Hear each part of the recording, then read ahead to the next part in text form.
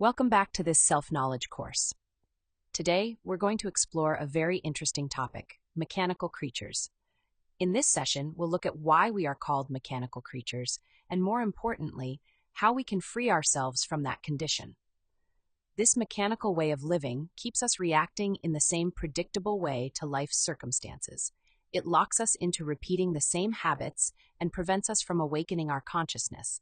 This subject is crucial, because as long as we remain trapped in mechanical behavior, acting only through the programmed impulses of our ego, we will never be able to awaken. So let's begin by asking, what exactly is a mechanical creature? And why are we considered to be mechanical creatures? A mechanical creature is like a machine, something that is not aware of itself, but instead is operated or programmed by someone else, and therefore acts according to that program. Now, if we take the time to observe ourselves during any normal day, we can notice how we fall into the same automatic routines, repeating the same actions, the same thoughts, the same emotions, the same inner states. We also notice how we react in the same way to the same circumstances, over and over again, simply following the orders that our different I's, or psychological defects, give us. These psychological defects are constantly expressing themselves through our energy centers. They drive our human machine and dictate what we do and how we react. And we, without awareness, like unconscious puppets of the ego, just obey the programming. Think of a simple example. Every morning when the alarm goes off, the program of laziness and irritation is activated. We feel upset because we don't want to get out of bed. So automatically, we hit snooze. This simple reaction then leads to the same problems: rushing, running late, arguments, and so on, repeated day after day. Or take weekends and holidays. Some people are programmed by loneliness and fall into sadness. They look for depressing movies or dwell on memories of someone they've lost. Others are programmed by the urge to spend money, to drink, to party, or to stay hypnotized in front of endless shows and movies. And what about boredom? Every time we feel bored, the same program comes alive. Mechanically, we look for distractions, scrolling through social media, turning on the television, checking our phones, or finding anything that keeps us from facing the discomfort of being with ourselves. Again, the cycle repeats, seeking distraction instead of awareness. Each of our psychological defects programs us to react unconsciously to life's circumstances. For instance, lust programs us to respond with desire to any sexual image or situation, or to anyone who looks attractive or dressed provocatively. Greed programs us to react with fear at the thought of losing money, or with desire when there's a chance to get money easily, even dishonestly. And anger, pride, they program us too. If someone insults or criticizes us, we react with violence or fear. If someone praises us, we feel happy without thinking. If they despise us, we feel sad or offended, again mechanically. Anger makes us impatient, intolerant, tyrannical. Pride makes us sensitive to flattery or offense. And the most serious part of all this is that we usually don't even realize it. We live like machines, without self-control, without awareness, always reacting in the same repetitive way, just following the ego's orders. We believe we are free. We believe we act consciously. But the truth is, we are not. If you remember lesson 12 of this course, where we studied the law of recurrence, we saw how, because of our unconsciousness, this law operates across our different existences. It keeps us repeating the same actions, living through the same situations, meeting the same kinds of people, and falling into the same cycles, lifetime after lifetime. This continues until we decide to work on ourselves, to observe, to study, and to eliminate the psychological actors, the defects, that keep us making the same mistakes again and again. Only then can we extract true wisdom from those experiences. Now, in this lesson, we're going to see how that very same law plays out in our daily lives, moment by moment. Unconsciously, we keep repeating the same events and reacting in the same way, day after day. We repeat the same words, the same thoughts, carrying around the same inner chatter and psychological songs. We feel the same desires, perform the same actions, and sink into the same inner states when faced with the same circumstances. If we pay attention to our daily routine, we'll quickly discover this mechanicalness. We'll notice how defects manifest in us from the moment we get out of bed, turning us into repetitive machines. the same resistance to doing what needs to be done, the same arguments with our partner or our children, the same criticisms at work, the same fear of the boss, the same dislike toward certain people. We can even notice it in something as ordinary as going to the bathroom. How many times have we mechanically grabbed our cell phone before going in, almost without thinking, just to scroll through social media or watch videos? Every time the urge to use the bathroom arises, the same program activates, and we carry our phone with us again and again. And what about lust? The daily programming of masturbation, for example. At a certain hour, that program switches on, pushing us to look for pornography or recall sexual scenes so that we give in and waste our energy mechanically, as always. To uncover this constant mechanicalness in our lives, one tool is essential: self-observation. If we don't observe ourselves, we'll never realize how repetitive our days truly are. This monotonous mechanical way of living feels normal to us because we've grown used to it. These patterns are behaviors we've either learned or created, and unless we bring the light of self-observation into our inner world, we will never discover the mechanicalness we're trapped in. Our 5 physical senses allow us to perceive external things, but only one inner sense can help us to self-discover and awaken our consciousness, the sense of self-observation, symbolized as the third eye. When we direct our attention inward, we begin to notice our mechanical reactions and can reflect, why do I always do the same thing? Why do I always react impulsively? Why do I keep falling into the same vices and bad habits? Through self-observation, we catch the moment when a defect is about to take control, pushing us to react mechanically. And in that very instant, we can choose differently. We can deny it. We can refuse to give in to that program. Self-observation activates the conscious part of us. It keeps us rooted in the present, in the here and now, the only place where our consciousness can truly act. In this way, we learn to divide ourselves between observer and observed. Our consciousness can observe our internal states, watching carefully as a defect tries to take control and force us into mechanical reactions. And if we see it, we can stop it. We can eliminate it. And by eliminating it, we begin to break free from our mechanicalness. For example, let's say someone treats us rudely or insults us. Normally, we would instantly react with anger, violence, or fear, just as we've always done. But if we are in self-observation, we can see that reaction rising up inside of us before it takes over. And in that moment of awareness, we have a wonderful opportunity, the opportunity to transform ourselves. If we continue living our entire existence with the same mechanical way of thinking, with the same rigid concepts, the same closed beliefs, and always doing the same things over and over again, then no real change will ever be possible. There's a phrase often attributed to Albert Einstein that says, if you want different results, don't keep doing the same thing. Or put another way, insanity is doing the same thing again and again while expecting different results. So we need to start by reflecting honestly and recognizing a simple truth. We are not in self-control. We don't govern our own thoughts. Instead, we've been living mechanically, reacting to life according to the programming of our ego. We must observe and accept that, up until now, we've been little more than puppets, dancing to whatever tune our defects play. We react with anger or fear in violent situations. We react with impatience whenever we're forced to wait. We react with laziness when faced with obligations. We lie to cover up our mistakes. We grow anxious whenever we're caught in expectation, and so on. But at some point, we must begin to yearn for something more, to long for freedom from this mechanicalness, and to have the courage to work consciously on ourselves in daily life so that we may stop being machines. So then, how can we stop being machines?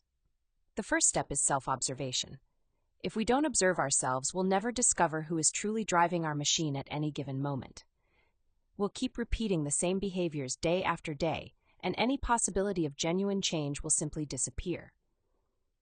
But if we observe ourselves, we gain the ability to notice which defect is pushing us to react in this or that way. And in that moment, we can turn inward and pray to our Divine Mother within. My Mother, eliminate this defect from me. By doing this, by refusing to follow the impulses of the defect and instead allowing our consciousness to act freely, we gradually stop being machines.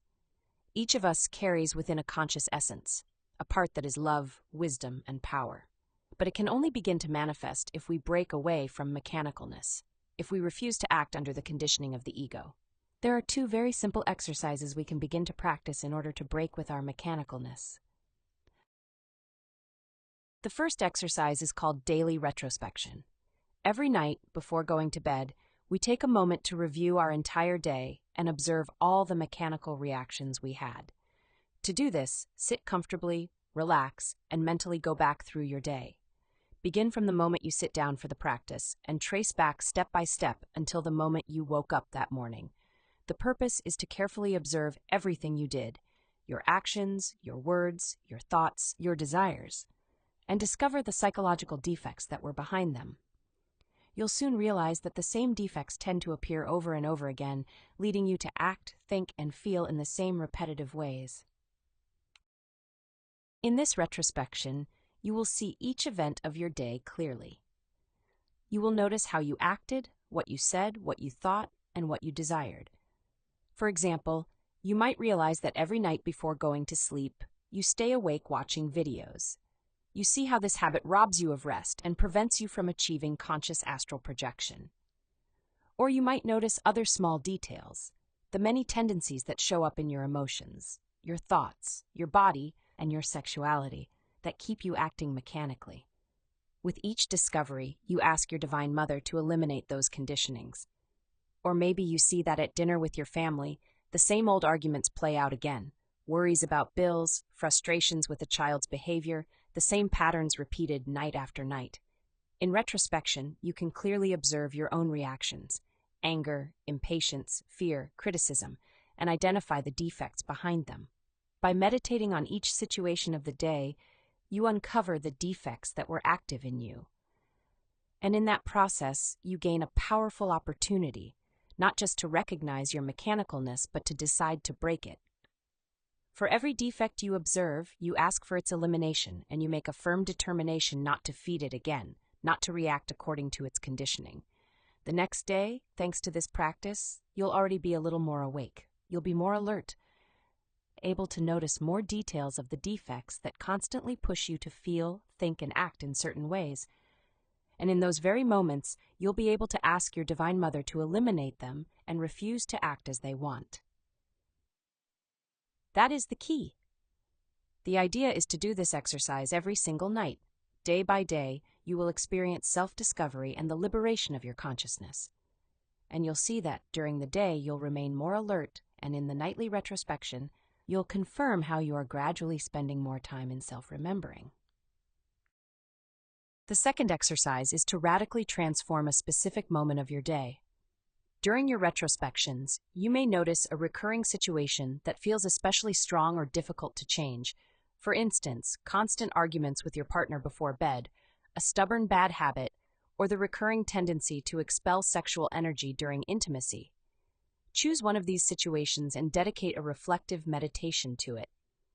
We studied reflective meditation in Lesson 22. If you haven't seen it, you can find the detailed explanation in the video section of the page. In meditation, relive that situation step by step. Observe all the defects that become active in it, whether emotional, mental, motor, instinctive, or sexual. One by one, study them, judge them, and ask for their elimination, with the goal of transforming that situation. The purpose is to reach that moment in daily life with total concentration and self-observation, without identifying with the defects and without reacting mechanically. We continue dedicating reflective meditations to that circumstance until we achieve complete understanding and transformation of it, until the bad habit, the vice, or the conflict is finally dissolved. You will notice that a single instant in which you are truly conscious and you voluntarily stop being a machine is enough to radically change many unpleasant circumstances. This is how we begin to transform situations that may have burdened us for years. This is how broken relationships with others can be healed. Because once we break with our mechanicalness, consciousness is free to manifest in us, and only consciousness can bring us true peace, authentic happiness, and real love. To close this topic, I want to share with you two particular defects that represent a great obstacle when we try to stop being machines. It's important to mention them so that we are aware and work on them. The first one is laziness. Laziness prevents us from making changes, and if we truly want to escape the mechanistic state in which we are trapped, we must overcome laziness. Otherwise, it will constantly generate in us a lack of courage to do the work of self-observation and the practice of retrospection. Laziness always presents us with something more entertaining to do. It distracts us, hypnotizes us with trivial things, and keeps us asleep. It pushes us to postpone inner work, filling us with excuses and justifications. And all of this happens with one purpose: to keep us from awakening consciousness so that we continue being puppets of our ego, which feeds on our energy. The second defect is mythomania. Mythomania is that inner tendency to believe our own lies, to justify our defects, and to convince ourselves that they are valid. This defect blinds us. It doesn't allow us to judge ourselves honestly, and therefore blocks change. It makes us believe that we don't need to change, that the way we are is already good enough. For example, imagine the habit of smoking. That programming activates automatically throughout the day. We feel anxiety, the urge to smoke after coffee, the need to take a break at work to go outside and smoke, and so on. Instead of observing and judging that defect, the mythomaniac self tells us, "It's not that bad anyway," or "I only smoke once in a while." And with that justification, we never work on it, and the slavery continues. Or think of how many of us are slaves to the cell phone. We mechanically check notifications all day long, browse endlessly, and if we forget the phone at home, we feel great anxiety. But mythomania immediately jumps in to justify it. I need my phone for work. Or I don't spend that much time on it.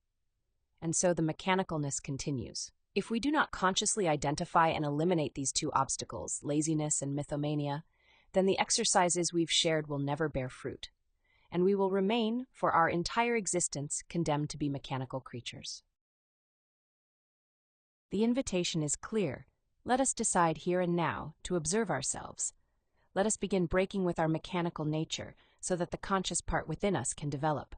Only then can we experience real happiness. And with that, we close today's topic. We hope it has been useful and inspiring for you. As always, we invite you to the next conference, Radical Change. This is a very important subject that will help us understand the significance of becoming aware of our inner multiplicity in order to achieve a true radical transformation within ourselves. Don't miss it. Until next time, keep working on yourself.